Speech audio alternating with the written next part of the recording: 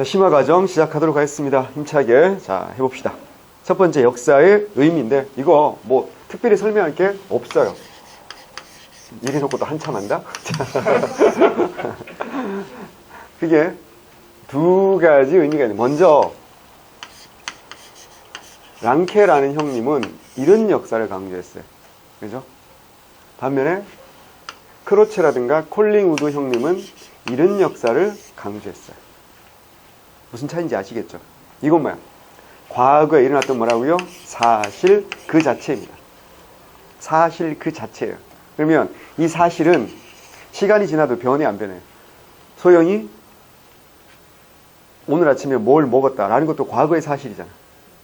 그게 10년 지나고 20년 지나면 변하나요? 안 변하죠. 그 자체는 변하지 않는 거죠. 그러니까 이걸 뭐라고 하는 거야? 누가 봐도 바뀔 수가 없는 거잖아. 그래서 뭐라고 한다? 이걸 객관적 사실이라고 말하는 거예요. 반면에 이건 뭐야? 기록이라는 뜻이죠. 이건 기록한다는 뜻이잖아요. 그죠? 그러니까 붓을 들고 기록하는 걸, 그걸 이제 글자로만, 그러니까 한자는 기본적으로 상형 문자에서 출발하는 거니까. 자, 그런데 기록을 한다는 건 모든 사실을 다 기록하냐 이거지. 그건 아니지 않냐 이거. 자, 일주일 전에 소영 아침에 뭐 먹었어요? 기억이 안 나죠. 기억이 안 나는 게 당연하지 않습니까? 자, 그래서 우리가 어때요? 중요한 사실은 어때요? 기록을 하는 거지.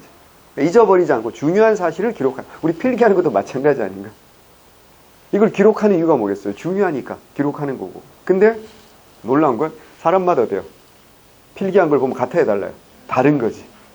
왜?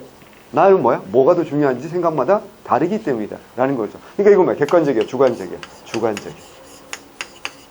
그러니까 이쪽 편 역사를 강조하는 사람 중에 대표적인 사람이 누구야? 랑케라는 형님이 있어요. 자, 우리 교재 보면 랑케라는 형님에 대해서 제가 정리해놨죠. 정리한 건 아니고 랑케에 대해서 이제 살짝 해는 1795년부터 1886년까지 사셨다. 오래 사셨죠. 90세가 넘게 사셨으면 오래 사신 거죠. 자, 그가 살았던 시기가 몇 세기인지를 한 번만 보세요. 19세기라는 걸 한번 봐주세요. 아, 랑케 형님은 몇 세기 사람이구나? 19세기 사람이구나 라는 걸 알고, 하나만 더, 이 오빠가 어디 사람이다? 독일 사람이라는 걸 알면 랑케가 왜 이런 주장을 했는지 우리가 알 수 있어요. 물론 세계사적 지식이 손톱만큼은 있어야 돼요. 근데 우리는 그 손톱이 없기 때문에 제가 설명을 해드릴게요. 자, 18세기가요 세계사에서 대단히 중요합니다. 서양사에서 중요하긴 하지만 세계사에서도 굉장히 중요한 게 이 18세기 후반에 두 가지 혁명이 일어납니다. 이게 뭘까요? 산업혁명과 뭐라고요? 시민혁명. 영국에서 뭐라고요? 산업혁명이 일어났고요. 시민혁명의 대표적인 프랑스 대혁명이 1789년에 일어납니다. 이게 전부 다 어때요? 우리나라로 따지면 누가 왕일 때쯤 됩니까? 정조 제위기쯤 됩니다. 정조 임금일 때 요런 두 가지 혁명이 나서 완벽한 무슨 사회로 가는 거야? 근대 사회로 가는 게 이제 19세기에 완벽한 거죠.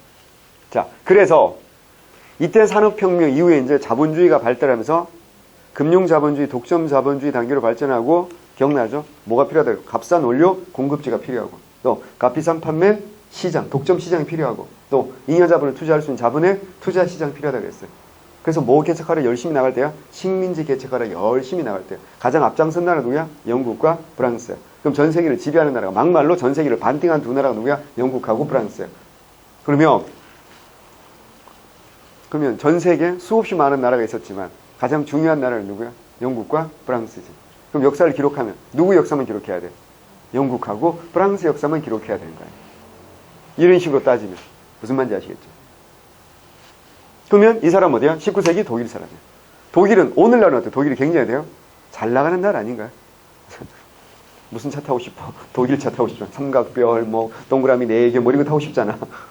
당연히 그런데 우리는 그래서 독일에 대한 착각을 가지고 있는 거야. 독일이 처음부터 옛날부터 잘 나갔을 거다. 전혀 그렇지 않다니까. 서양 중세에서 독일은 어때요? 가장 찌질한 나라 중에 한 나라였어요. 나라가요 수백 개로 쪼개져 있었습니다. 그러니까 정말 힘이 없는 나라였고, 그래서 누구한테 심하게 쳐맞았어요? 서양 중세는요 교황한테요 피를 쪽쪽 빨린 거야. 그래서 종교개혁이라는 게 어디서 시작하는 거야? 독일에서 시작하는 거야. 왜? 중앙 집권이 늦으니까, 왕권의 성장이 늦으니까 누구 힘이 강한 거야? 교황 힘이 센 거야. 그러니까 어떻게 면벌고 인덜전스라는 거 어때요? 말도 안 되는 걸 팔면서 어떻게 한다고요? 삥을 뜯어간 거야. 생각을 해봐. 이걸 왜 영국이나 프랑스에서 못 팔았을까? 왜 독일에서만 팔았을까? 영국, 프랑스 일찍부터 중앙 집권이 완성되어 있기 때문에 왕이 어떻게 한다고? 이걸 막아줘. 힐도 쳐줄 수가 있었어요. 근데 독일은 그게 안 된 거야. 그러니까 교황이 여기다 엄청 팔아 쳐먹은 거야. 욕 먹을 짓이잖아. 그래서 어때요? 1517년에 비텐베르크 신학대학교 교수님이었던 누구야? 루터 형님이 95개조의 관방문을 확 발표하면서 종교개혁이 시작된 거거든. 그러니까 그 정도로 어떻게 한다? 독일은 찌질한 나라였고 언제까지? 19세기까지도 찌질한 나라였어요. 그랬다가 심하게 쳐맞은 게 나폴레옹이야. 그래서 어때요? 나폴레옹한테 지배를 심각하게 받았죠. 자, 그러다가 이제 독일 애들이 각성을 하게 되는 겁니다. 19세기에. 19세기 이제 민족주의가 이제 각성을 하게 되면서 비스마르크라는 아주 유명한 형님이 나오십니다. 비스마르크는 뭐야? 철혈 정책으로 유명하잖아. 철은 뭐야? 쇳덩어리, 군사. 혈은 뭐야? 희생이야. 그러니까 독일 같은 나라는 민주주의, 인권 이런 게 중요하지 않다는 얘기야. 지금 맨날 처맞고 있는 우리 독일이 무슨 민주주의, 인권이 뭐 중요하냐? 다 필요 없고 팔로미, 나를 중심으로 어때요? 뭉치고 비스마르크는 어떻게 보면 독재자거든요. 그래서 의회도 무시하고 강력한 국가를 만들겠다. 그 캐치프레이즈가 바로 철혈이었던 거야. 그래서 어떻게 한다? 결국 어때요? 독일을 통일합니다. 수백 개로 쪼개 있었던 독일을 통일합니다. 그래서 1871년에 독일 제국이 생기는 거예요. 문제는 1871년이면 19세기다 후반이죠. 봐봐. 19세기다 후반이니까 영국보다 몇 년이 늦었어? 100년이 늦었어. 그러니까 어때요? 식민지 개척하러 나가야 되는데 이제 식민지 먹을 만한데 누가 다 먹었어? 영국과 프랑스가 다 먹은 거지. 그러니까 어때요? 서로 어때요? 경쟁할 수밖에 없겠죠. 그래서 뭐야? 20세기 초반에 뭐가 생길까? 제1차 세계대전이 생기는 거고 주범은 누구인 거야? 독일인 거야. 그러면 제가 왜 19세기 독일 얘기를 하냐면 이 당시 독일이라는 나라는 전 세계 넘버원, 넘버2 나라가 아니었기 때문에 중요한 것만 기록하자 이러면 독일 역사는 한 줄도 기록되기가 힘들었다라는 거야. 그래서 랑케 입장에서 뭐가 중요하고 뭐가 안 중요한지는 누가 결정하는 거대? 니네가 뭔데 마음대로 결정하냐? 그냥 역사가를 뭐 해야 된다? 그냥 있었던 그대로 사실을 팩트 그대로 나열하는 게 역사가의 임무다. 라고 해서 있었던 일을 그대로 다 쓰는 거야. 그러니까 뭐야? 역사가를 뭐라 했어? 자기 자신을 죽이고. 죽이라는 얘기는 정말로 죽이라는 뜻은 아니잖아. 주관을 배제하고 있었던 그대로 쓰라. 이게 뭐라고요? 그래서 이걸 우리는 무슨 주의라고 말하는 거야? 있었던 그대로 사실을 증명하자. 무슨 주의? 실증주의라고 말하는 거야. 일반적으로. 그래서 지금도 랑케 학파가 있을까 없을까? 있어요. 이 사람들은 뭐 할까요? 전 세계에서 일어나는 모든 일을 기록하고 있어요. 어떻게 할까요? 후회하고 있겠죠. 너무 많아졌잖아요. 생각을 해봐. 옛날에는 미디어가 굉장히 어때요? 제한적이기 때문에 알려지는 것 자체가 어때요? 적죠. 그러니까 역사가 성실하면 어떻게 해요? 기록을 할 수가 있어요. 근데 지금은 어때요? 다 우리가 1인 미디어 아닌가? 유튜브, 우리도 유튜브 하잖아. 그러니까 생각해봐. 우리도 유튜브 해가지고 우리 강의, 자원급제 강의를 올리고 한단 말이죠. 그러니까 이 모든 걸 다 기록한다는 게 현실적으로도 굉장히 어려워지고 있는 거예요. 어쨌거나 요게 역사는 이렇게 해야 된다고 주장하는 게 누구야? 랑케류의 주장이었어요. 반면에 그렇지 않다. 어떻게 모든 사실을 다 기록하냐? 우리가 기록을 한다는 것은 역사가 이미 뭐가 들어간 거다? 주관이 들어가 있는 거고 자기가 중요하다고 생각한 것만 기록한다. 이게 이제 크로체. 그래서 중요하다 안 중요하다는 건 누가 결정하는 거다? 현재 역사가 결정하는 거 아니냐. 그래서 모든 역사는 현재사이다. 그래서 현재 역사가 바라보는 관점에서 중요하다라고 생각하는 걸 연구하기지 당연히. 그래서 이걸 뭐라고 한다? 상대주의. 크로체라든가 콜링우드 이런 사람들은 상대주의라고 하는 거예요. 근데 이제 요 둘을 잘 절충한 형님이죠. 대단한 형님이죠. 그래서 누구야? 에드워드 헬릿 카. 그래서 우리 뭐라고 해? E.H. 카. 역사는 뭐다? 과거와 현재의 뭐다? 끊임없는 뭐다? 대화다. 이게 무슨 말이야? 자, 과거는 뭐야? 과거의 뭐야? 사실. 이 팩트를 왜곡하면 어때요? 안 되는 거지. 그건 역사가 아니라 뭐야? 소설이 되는 거야. 그렇잖아요. 그건 역사가 아니라 소설이 되는 거야. 반면에 현재는 누가 했어? 현재에 누가 했어? 기록하는 누가 했어? 역사가가 있지. 현재 역사가는 근데 현재 역사가는 뭘 가지고 있어요? 역사가마다 어때요? 역사를 바라보는 뭐가 달라? 관점이 어때요? 다르죠. 이걸 뭐라고 한다? 사관이라고 한다. 사관이 다르다. 이게 뭐가 다르다? 주관이 다르다는 얘기 아니에요. 그거에 따라서 어떻게 한다? 똑같은 사실이라도 뭐 할수 있어? 대화. 끊임없는 대화는 뭐야? 끊임없는 뭐가 가능하다? 재해석이 가능하다라는 거죠. 굉장히 중요하다. 우린 이런 거 굉장히 많이 우리가 알고 있어요. 많이 알고 있어요. 자, 예를 들어 이런 거야. 1451년에 완성된 고려사라는 책에서 묘청은 어떻게 기록되어 있을까요? 묘청이 뭐야? 난으로 기록되어 있지. 역적이잖아. 생각해봐. 권력에 도전했잖아요.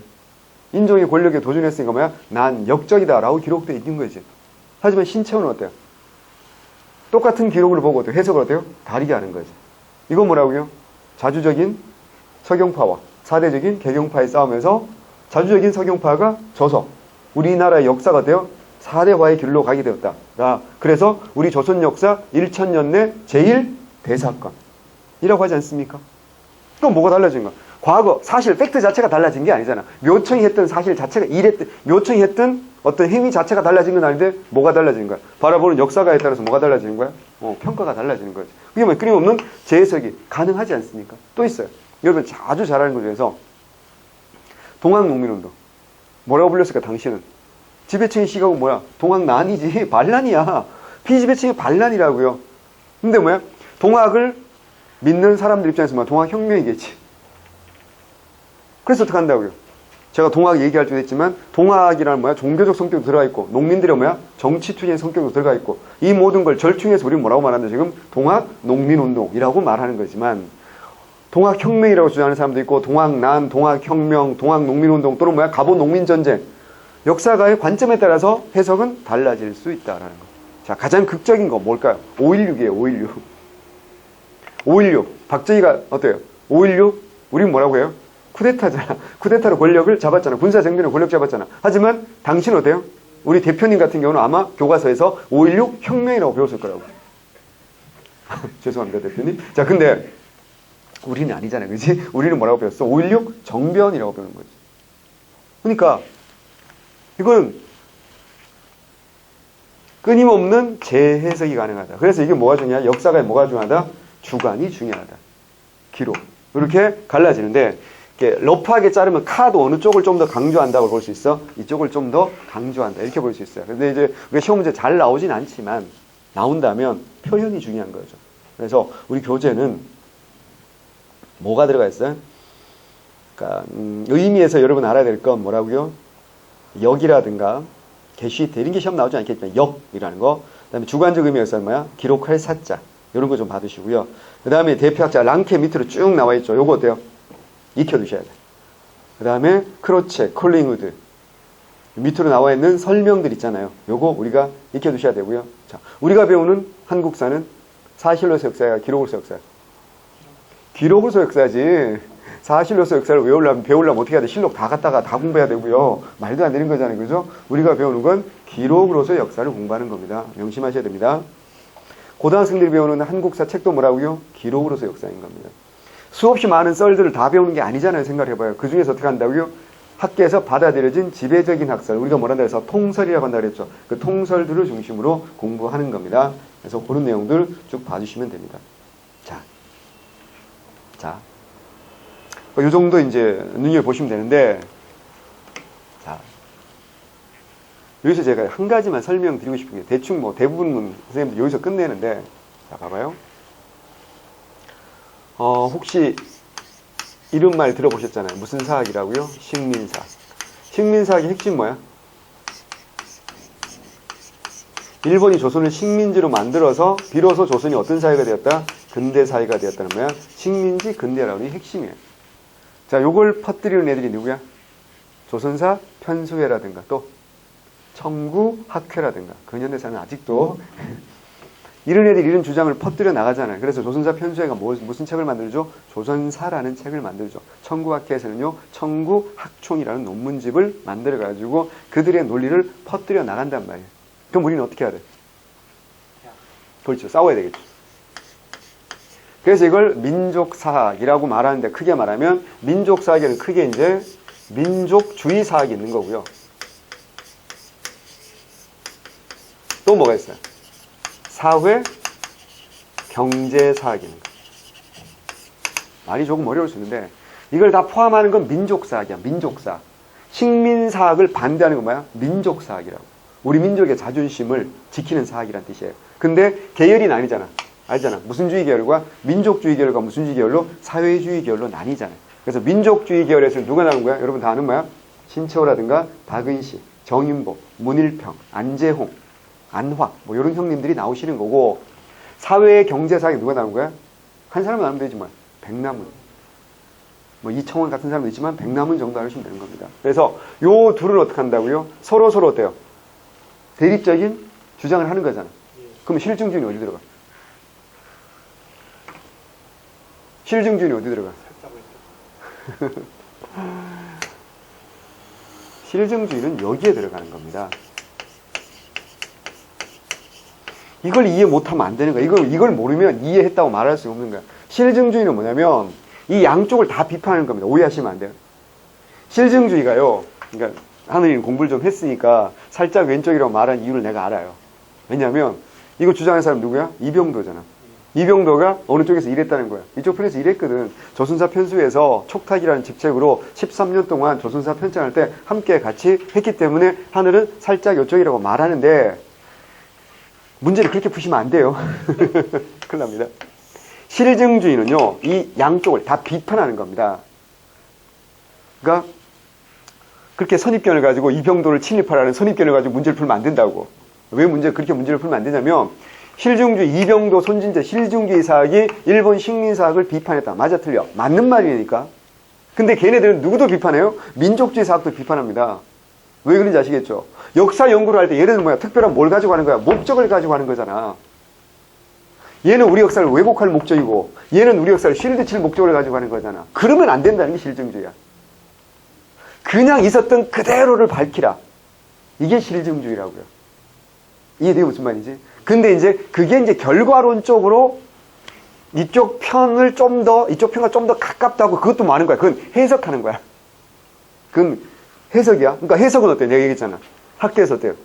달라질 수 있는 거고, 첫 번째. 두 번째는 그렇게 그래서 시험에 나오기 어렵고, 첫 번째. 두 번째는 이 땅의 역사학교를 누가 장악하고 있는지를 알아야 돼. 이병도 친일파 이런 문제가 나올 것 같아? 절대 안 나와. 이병도 선생이 얘기했잖아. 내가 안 했나? 얘기했지. 서울대학교 사학과를 만든 사람이야. 이 모든 역사학자도 어떻게 했어? 거기다 어때요? 해방 전에 죽거나 해방 후에 납북되거나 안 남아있잖아요. 이놈들이 일본 갔겠지. 이쪽 사람들 어때요?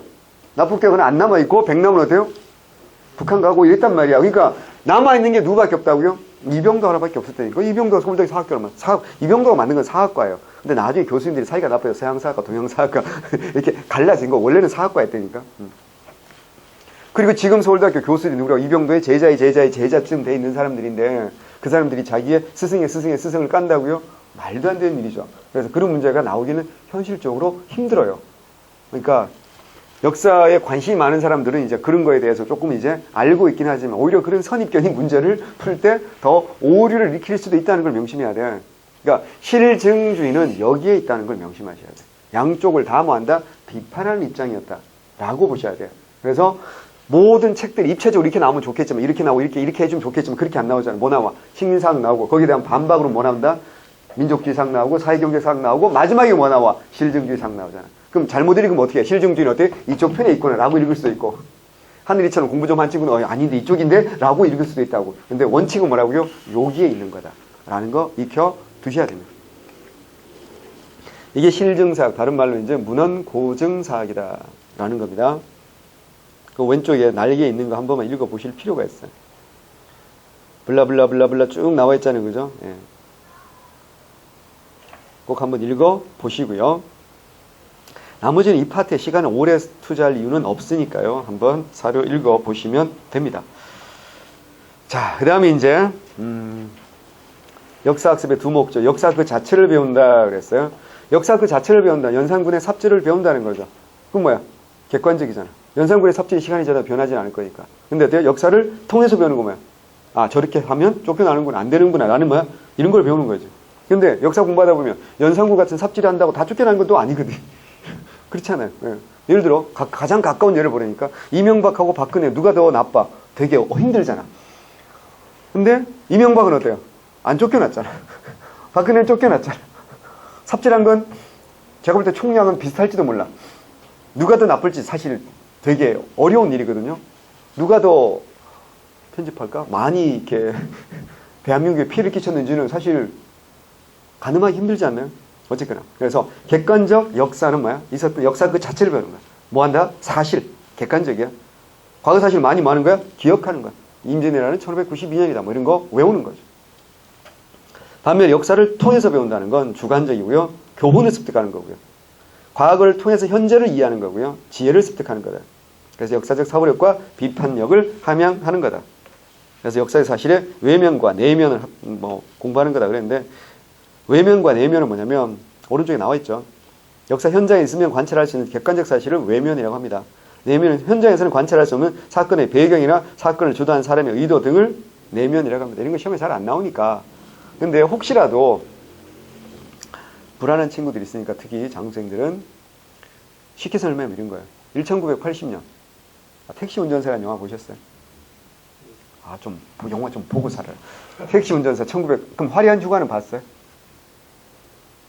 자, 한 10년 된 영화입니다. 화려한 휴가. 정말 평택에는 극장이 없군요. 죄송합니다.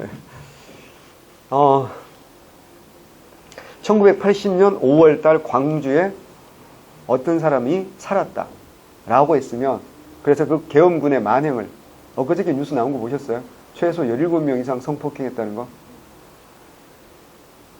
그때 그 광주에 살았던 사람이라면 역사에 뭘 볼 수 있는가? 외면을 볼 수 있는 거죠. 근데 그 사람들이 과연 이해가 됐을까? 왜 국민의 세금으로 국민의 생명과 재산을 보호해야 될 군인들이, 왜 국민 시민들을 이렇게 무참하게 탄압하고 심지어 총을 쏘고 죽이고, 그 이해가 될까요? 이해하기 힘들었겠죠. 그건 뭐야? 내면인 거거든. 그 내면은 뭘 해야 돼? 뭘 공부해봐야 돼? 그 전후 상황, 역사를 공부해봐야 그 내면을 알 수 있는 거야. 그걸 왜 그랬어요? 현장에서는 관찰할 수 없는 사건의 배경이나 사건을 주도한 사람의 의도. 주도한 사람 누구야? 전두환이지. 이건 광주에 있다고 해서 알 수 있는 게 아니라니까. 우리가 공부를 다 했던 사람이니까 한 가지만 단적인 예를 들어주면, 자, 1979년 10월 26일 날 박정희라는 절대 권력이 죽었잖아. 쓰러졌잖아. 그럼 그 다음 권력에 가장 가까이 있는 사람은 누구였을까 생각해요. 상식적으로. 박정희가 전두환은 아니었을 거라고, 객관적으로 봤을 때. 박정희가 12.16으로 총 맞아 죽게 된 결정적 가장 바로 직전의 배경 뭡니까? 부마항쟁이었어요. 그럼 부마항쟁은 왜 일어나게 됐어요? 김영삼을 국회의원에서 제명하면서 부마항쟁이 일어난 겁니다. 그러면 박정희가 죽게 되고 이렇게 된 건 누구 때문이다? 김영삼은 뭐야? 내 때문이지. 뭐 이러면서 어떡한다? 내가 대통령 해야지. 당연히 인정하겠지. 하지만 김대중의 생각은 다르겠죠. 김대중은 1971년 대통령 선거에서, 유신되기 전에 마지막 선거에서, 그때 부정선거만 아니었으면 내가 이미 대통령 됐다. 그래서 김대중과 김영삼이 가장 권력에 가까이 있는 사람이었어.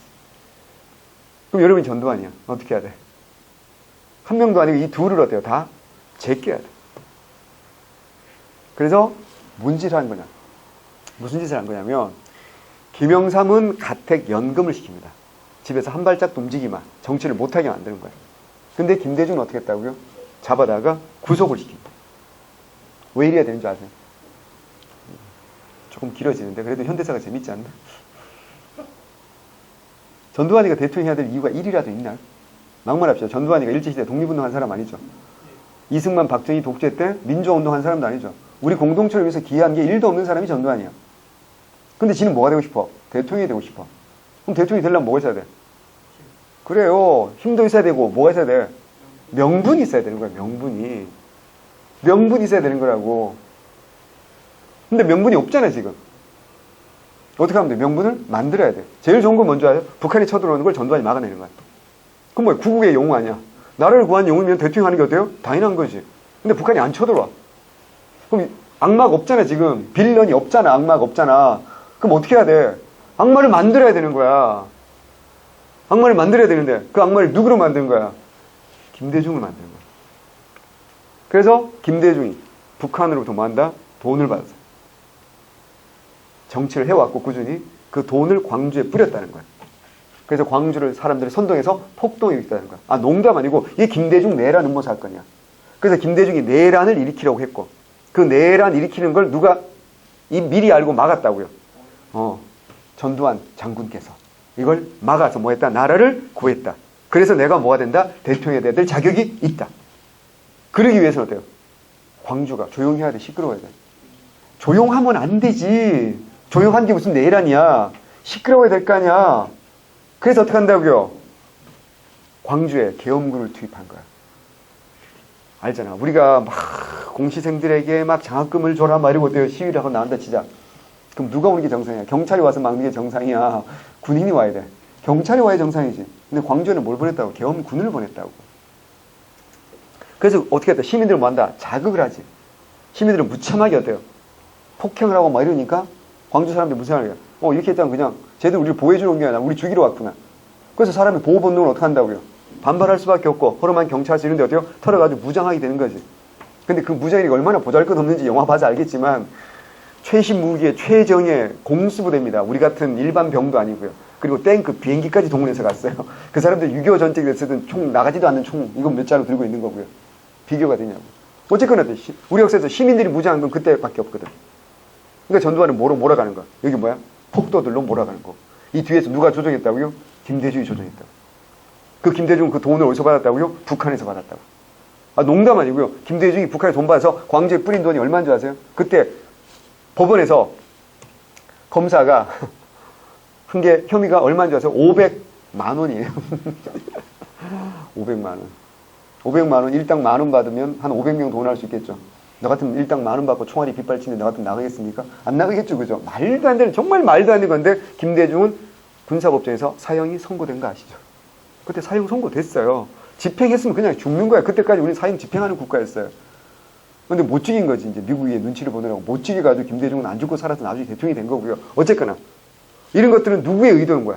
전두환의 의도인 거야. 이거는 광주에 있다고 해서 어떻게 한다고요? 알 수가 없는 거라고. 이게 뭐라고요? 역사에 광주 현장에 있으면 알 수 있는 거지. 시민이 공수부대의 만행은 내 눈으로 봤으니까 알 수 있겠지. 이건 뭐라고요? 외면이야. 하지만 쟤들이 왜 저렇게 할 수밖에 하는지는 우리가 모르는 거잖아. 그 뒤에 누가 있으니까 전두환의 권력자가 무슨 의도로 이렇게 하는지. 이건 뭐라고요? 내면이라고 표현하는 겁니다.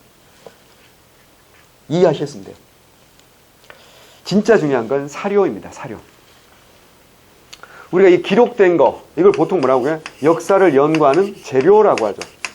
역사를 연구하는 재료를 뭐라고 한다? 사료라고 하는데, 이거는 꼭 기록됐다는 게 문자로만 기록됐다는 뜻이 아니에요. 뭐로도 기록될 수 있어. 그림으로도 기록될 수 있어. 제일 대표적인 뭐 있어? 의궤 생각해봐, 의궤. 의궤 중요한 사료, 안 중요한 사료예요. 엄청나게 중요한 사료입니다. 그리고 바위 그림 이런 거 있잖아. 이런 것도 되게 중요한 사료가 될 수 있는 거죠. 그래서 문자라든가 그림이라든가 또 여러 가지 어떤 유물 이런 것도 다 뭐가 됩니까? 사료가 된다라는 거죠. 근데 이 사료는 뭐 해야 된다? 비판을 해야 되는 거죠. 사료 비판은 크게 순서가 있어. 외적 비판과 내적 비판이 있어. 뭐부터 해야 돼? 외적 비판부터 해야 됩니다. 외적 비판은 뭐라고요? 진위를 가리는 거예요. 진짜냐 가짜냐 이걸 판별하는 거예요. 이걸 먼저 해야지. 가짜인데 연락 분석해봐야 그게 무슨 의미가 있겠어. 무슨 말인지 알겠죠? 그럼 무슨 말이냐면 지금 우리나라에서 남아있는 역사책 중에 가장 오래된 게 뭐죠? 김부식의 삼국사기예요. 근데 그전에도 역사책이 있었다고 없었다고? 있었잖아. 4세기 근초고가 뭐야? 서기를 편찬했고 박사고 공이. 6세기 진흥왕 때는 뭐야? 거칠부가 뭐야? 국사를 편찬했다고 하고. 고구려는 뭐야? 6기 100권 있었는데 영양왕 때 이문진이가 신집 5권을 편찬했다라고 하지 않습니까? 근데 문제는 전해지지 않는 거지. 그래도 어느 날 김구라 박사가 4세기 근초광 때 편찬된 서기라는 책을 자기가 발견했대. 그리고 학계에 발표를 했다. 치자. 그럼 우리는 뭐 해야 돼? 오! 새로운 사료가 나왔으니까 기존의 책은 다 불질러버리고 새로운 책에 따라서 역사를 다시 쓰자. 이거 옳지 않은 태도라는 거지. 왜? 일단 이게 뭐야? 사료 비판해야 될 거 아니야. 이게 진짜인지 가짜인지를 판별해야 되겠지. 첫 번째로 뭘 봐야 될까? 일단 종이를 봐야 돼. 4세기 백제 근초광 때 종인데 A4 하얀색 코리아 제록스 뭐 이런 거 어떻게 글씨처럼 HY 목판비 뭐 이런 걸로 써져 있으면 이거 말도 안 되는 거잖아. 종이 재질 자체가 어때요? 그때 종이여야 되는 거예요. 첫 번째. 두 번째는 뭐야? 그 내용을 봐야 되는 거지. 근데 4세기 근초광 때 나온 역사책인데 막 발해가 막 나와. 이러면 돼, 안 돼? 일본이라는 단어가 막 나오면 안 되는 거야. 왜냐면 발해는 언제야? 698년에 세워지고 그때는 진국이었고 713년에 뭐야? 발해 군왕이 봉해지면서 발해가 된 거 아니에요. 일본이라는 나라도요. 일본이라는 국화가 세워진 건 7세기 말 8세기나 돼야 되거든요. 4세기에는 이게 있을 수가 없는 거잖아. 그래서 어떻게 한다? 이게 뭐야? 진짜인지 가짜인지 일단 밝히는 게 뭐라고요? 외적 비판. 그러니까 이걸 통과해야, 외적 비판을 통과해야 이제 사료로서 가치가 있는 거야, 기본적으로. 근데 진짜라고 하더라도 어때요? 100% 믿을 수는 없는 거야. 이건 뭐라고요? 내적 비판. 이건 뭘 판별하는 거야? 신뢰도를 판별하는 거야. 무슨 말이냐면 기록에는 뭐가 들어가 있다고요? 주관이 들어가 있다니까. 생각을 해봐. 네가 전 남친하고 헤어졌단 말이야. 그래서 헤어진 다음에 헤어진 이유를 물어보면 네가 말하는 이유와 전 남친이 말하는 이유가 같을까요? 다를까요? 완전 다르겠죠. 기억은 다르게 적히는 법이야. 예를 들면 거야. 4세기 백제의 기록이라고 치자고요. 그럼 이건 누구의 철저하게 백제 중심의 기록이겠지. 여기서 고구려나 신라를 어떻게 할까요? 특히 그때는 고구려를 어떻게 별로 안 좋아하겠지. 고구려랑 대립할 때니까. 그러면 고구려하고 백제는 어때? 사이가 안 좋을 때니까 백제 입장에서 보면 굉장히 어때요? 비난하고 욕하고 나오는 게 많을 거라고. 그걸 100% 믿을 수 있다 없다? 없다는 거죠. 그래서 어떻게 해야 된다? 이걸 보면 어떻게 해야 된다? 하나만 보면 안 되는 거야. 교차 검증을 해야 되는 거지. 같은 시기에 일본이라든가 중국이라든가 여러 사서와 함께 교차 검증해서 이게 믿을 수 있는지 없는지 따지는 게 이게 뭐라고요? 내적 비판입니다. 그래서 사료를 뭐 해야 된다? 외적 비판과 내적 비판이 있다. 1차 사료, 2차 사료는 별로 어려운 거 아니니까 그냥 한번 읽어보시면 되는 거죠. 진위는 외적, 신뢰성을 결정하는 건 내적. 이런 거 정리해 두시면 됩니다. 이런 것들이 자주 나오진 않고 가끔 나오는데 진짜 가끔 나오죠. 그죠? 예, 그래도 알아는 두시고요. 그 다음에 한국사와 세계사. 이건 뭐야? 보편성과 무성의 문제야? 특성의 문제. 이건 뭐 되게 간단하죠.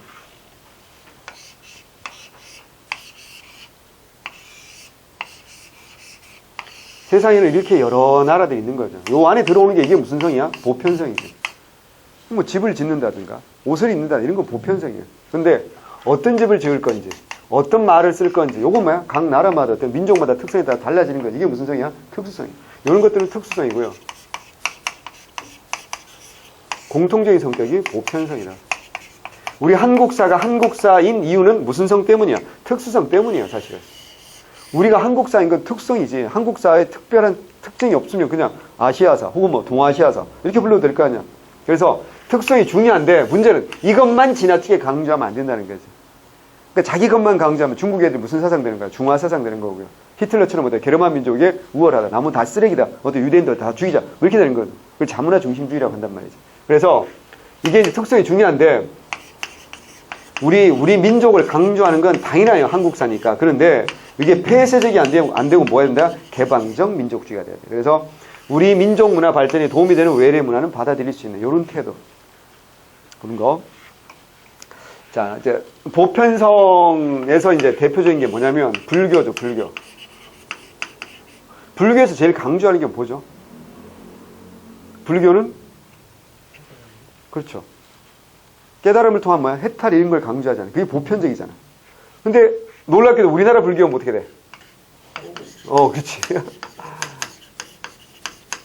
해탈, 깨달음을 강조하는 게 보편성인 건데 우리나라 한국 불교는 뭐라고요? 호국적 성격.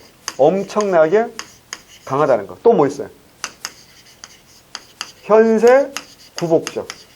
그렇잖아요. 여러분 부모님 중에서 뭐 절에 다니시는 분들도 계실 텐데 시험 볼 때쯤 되면 어디 가세요? 불공 드리러 가시잖아요.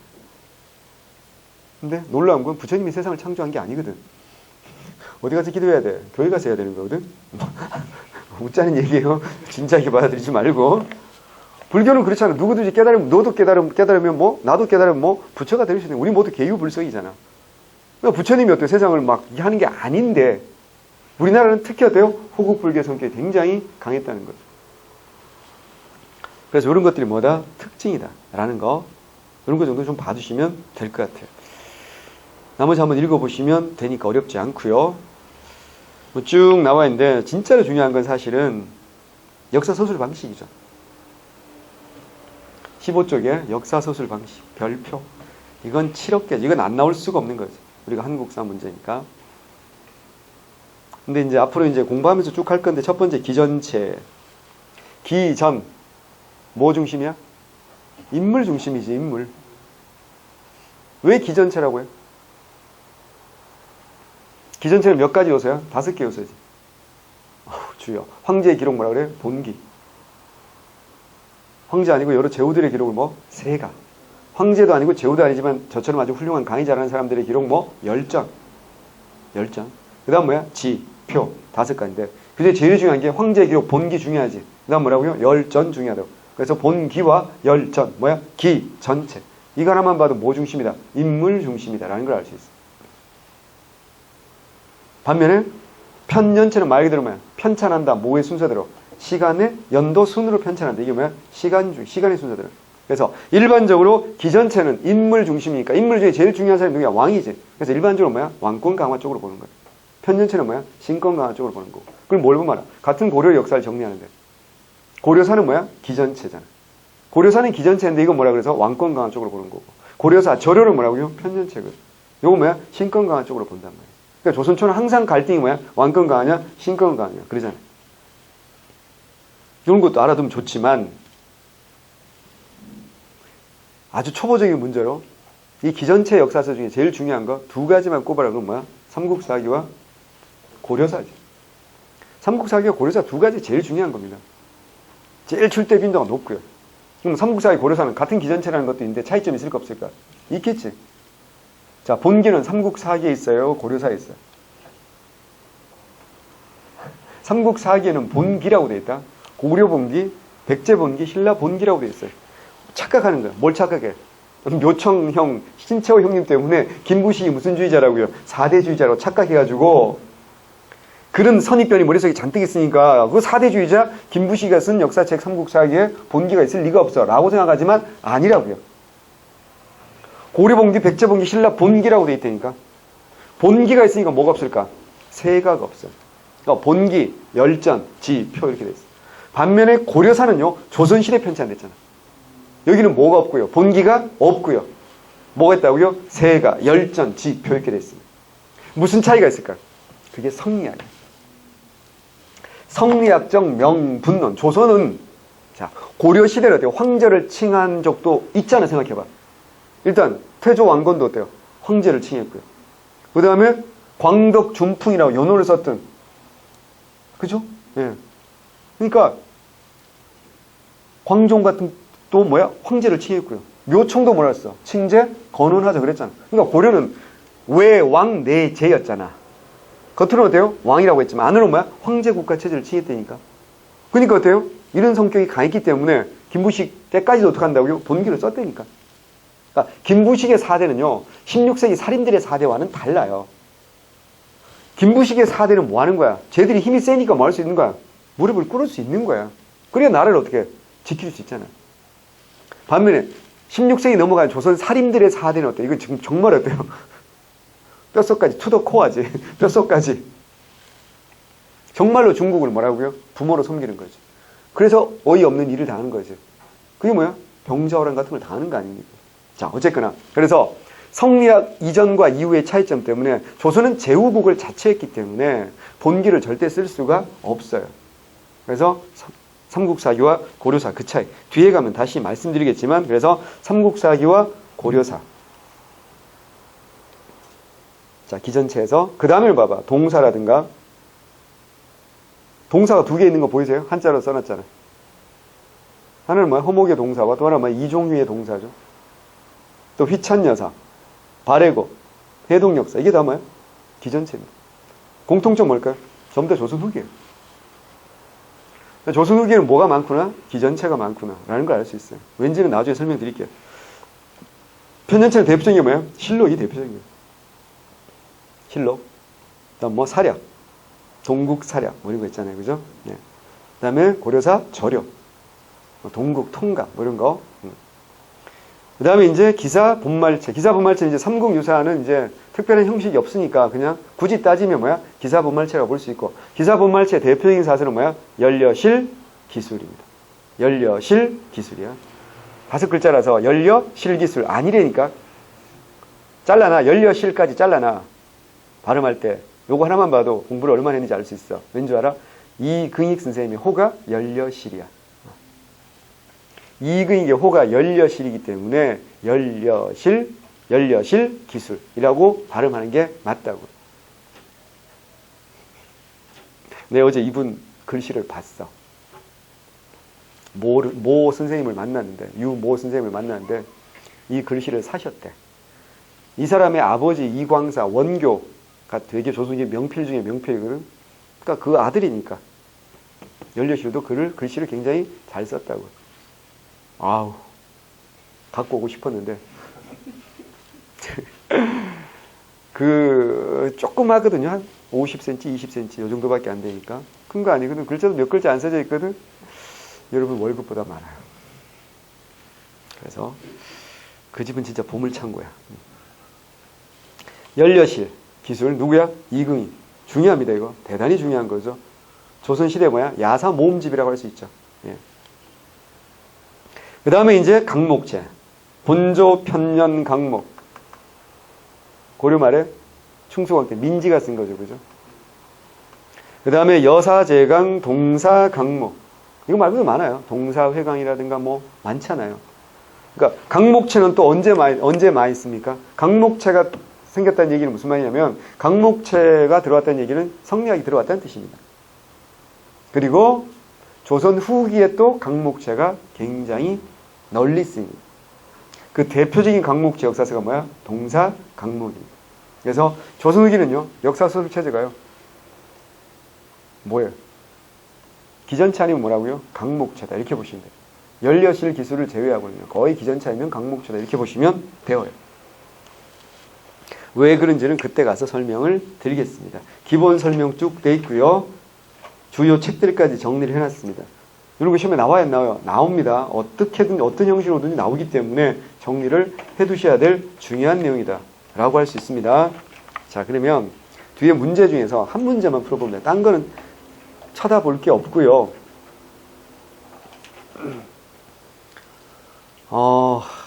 7급 및 여러 직렬 문제 중에서 1번 문제를 보면 이거 굳이 우리가 알아야 되냐 이런 생각이 들기도 하죠. 보면 한국의 기전체 역사 속에 가장 큰 영향을 끼친 역사가는 사마천의 뭐야? 사기입니다. 이건 뭐 상식이잖아요. 그죠? 상식. 그래서 사마천의 사기를 그대로 패러디한 거죠. 김부식이. 책 제목부터 봐봐. 뭐 삼국 사기잖아. 그러니까 너무 당연한 거고요. 이게 중요한 게 아니고 뭐가 중요하냐? 3번입니다.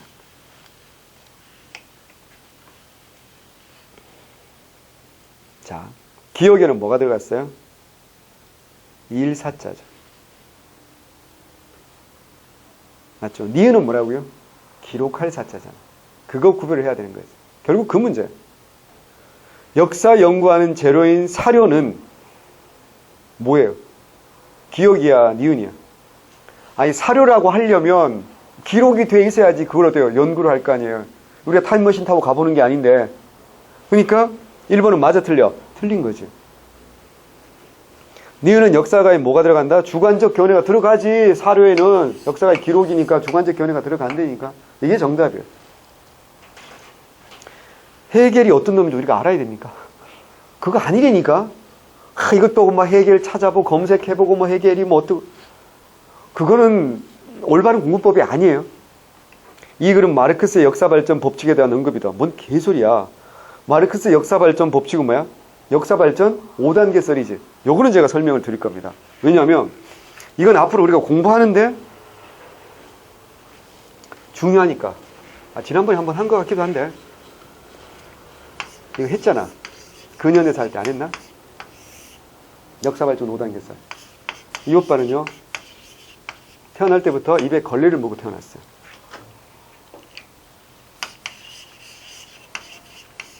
몇 세기라는 걸 알아야 돼. 19세기라는 걸 알아야 돼.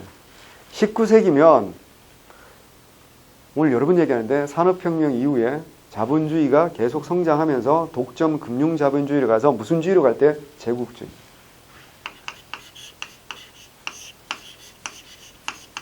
(19세기면) 자본주의가 팽창하는 침략적 자본주의, 제국주의로 넘어갈 때입니다. 요때를 살았던 사람이 누구야? 마르크스야. 이때는 자본주의의 신이 여러분 다 아는 아담한 스미스 형이잖아.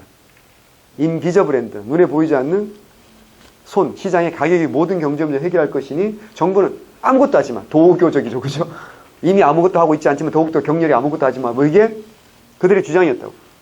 마르크스 형님은 역사 발전 단계를 원시 무슨 제? 공산제. 이때는 사회재산이 없는 원시 공산제였어요. 그러다가 고대 생산력이 발달하면서 고대 노예제 사회가 되다가 그 다음에 이제 이게 중세는 무슨 제로 간다? 봉건제. 그리고 산업혁명을 계기로 근대 무슨 주의? 자본주의. 마르크스는 요까지는 역사를 어때요? 설명을 한 겁니다. 지금까지 역사를 설명한 거고 그 다음은 뭐 한 거야? 자기가 뭘 한 거야? 예언을 한 거야. 이 자본주의 초기 단계를 살던 마르크스는 자본주의의 모순이 어마어마하다는 걸 자기 눈으로 직접 봤잖아요. 그래서 이 자본주의 체제는 오래가지 못할 것이다 라는 거죠. 그래서 프롤레타리아들, 온 세상의 프롤레타리아들이 단결해서 부르주아를 몰아내고 무슨 주의로 넘어갈 것이다. 공산주의 체제로 넘어갈 거라고 뭐 한 거야? 예언을 한 거예요. 이 사람 이걸 보지도 못하고 죽은 거 아니야. 러시아 혁명 보지도 못하고 죽은 거 아니에요. 그죠? 그러니까 이게 역사 발전 5단계 썰이에요. 이 역사 발전 5단계 썰은 마르크스의 5단계 썰은 이건데요. 그러니까 이게 정답이 될 수 없다는 걸 너무 잘 알 수 있는 거고요. 그러면 이걸 제가 왜 설명드리냐면 이게 몇 세기 사상이라는 걸 봐야 돼요. 19세기 사상이에요. 그러면 19세기 사상이기 때문에 당시로는 최신의 사상이에요. 아주 고전 클래식이야. 최신의 사상. 그래서 이 학문 체계에 따라서 우리나라 역사를 먼저 연구한 건 일본 놈들. 무슨 말인지 알겠어요? 그래서 얘네들이 주장한 게 뭐냐면 한국의 역사는 식민사학의 핵심이 뭐야? 식민지 근대화론이라는 건 무슨 말이야? 일본이 조선을 식민지로 삼아서 비로소 조선을 어떤 사회로 발전시켜 주었다? 근대 사회로 발전시켜 주었다는 얘기 아니야? 그럼 거꾸로 말하면 일본이 조선을 식민지로 삼기 전에는 근대 사회가 아니고 근대 사회 이전에 어떤 지점에 딱 멈춰 있었다는 거 아니야? 어떤 사회에 멈춰 있었어? 이거 봐, 이거 봐. 주여, 이러니 내가 설명을 안 할 수가 없지. 여기에 멈춰서 있다는 거야. 고대 사회. 그래서 일본 식민사학의 핵심 중에 하나가 무슨 성론이야? 타율 성론도 있지만 무슨 성론이야? 정체 성론이야. 정체가 어디 있다? 여기에 딱 멈춰서 버렸다. 정지했다는 거 아니야. 밥 먹은 게 소화 안 되고 체했다. 이게 정체는 고대에 머물러 있다는 얘기야. 이 정체 성론에 근거가 있을 거 아니야. 그게 뭐냐면 한반도에는 중세 사회가 있었다 없었다? 없었다. 중세, 부재론. 중세를 다른 말로 뭐래? 봉건제죠. 봉건제, 결여론. 같은 말이야. 조선이라는 나라는 고대 노예제 수준에 머물러 있었다. 일본의 주장은 뭐야? 중세는 특징이 있다는 거야. 중세는 특징이 첫 번째가 중앙 집권이 아니라 지방 분권이라는 거야. 서양 중세를 봐봐요. 지방 분권이었다는 얘기야. 봉건 영주들이 자치, 독자적으로 세력을 가지고 있었잖아. 그리고 지배 세력이 뭐야? 무사 세력이지. 기사 세력이었잖아. 일본은 이거 비슷한 게 있었다는 거지. 이게 일본의 무슨 시대야? 막부 시대라는 거야. 그래서 일본은 막부 시대를 거쳤기 때문에 이 중세를 거쳐서 일본 스스로의 힘으로 무슨 사회로 발전한 거야? 근대 사회로 발전했던 거고, 조선이라는 나라는 지방 분권이 아니라 계속 어떻게 고대 국가부터 특징이 뭐야? 중앙 집권이잖아. 그리고 무신 세력이, 군인 세력이 권력을 오랫동안 잡죠. 무신 집권기가 잠깐 있었지만 이렇게 서양이나 일본처럼 오랫동안 이어지지 못했다. 그러니까 니네는 뭐가 없었다? 중세가 존재하지 않았다. 그러면 중세까지도 못 가고 어디에 머물러 있었다? 고대에 머물러 있었다. 이겁니다.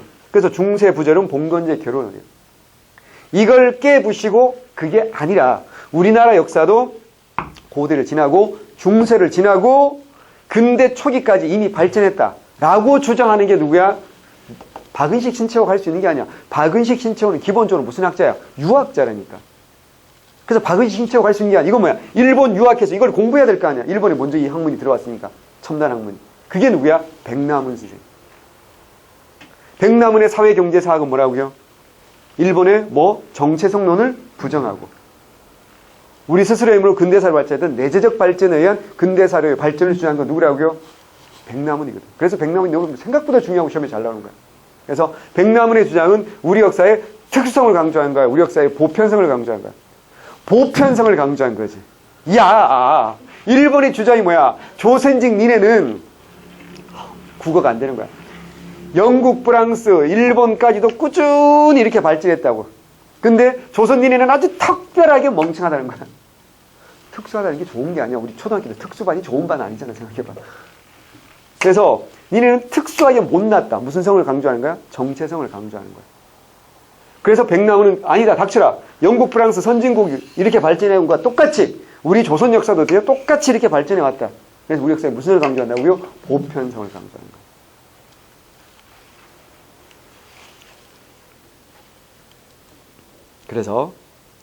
그래서 이 문제에서 핵심은 뭐라고요? 해결 공부하는 게 아니라니까. 절대 그런 거 하지 말고요. 결국은 뭐야? 역사 문제니까 객관적 사실이냐? 주관적 기록이냐? 이걸 물을 수밖에 없어. 정답 1번, 2번 중에서 골라야 되는 거지 3번, 4번 중에서 고르는 정말 어이없는 사람은 없었으면 좋겠어요.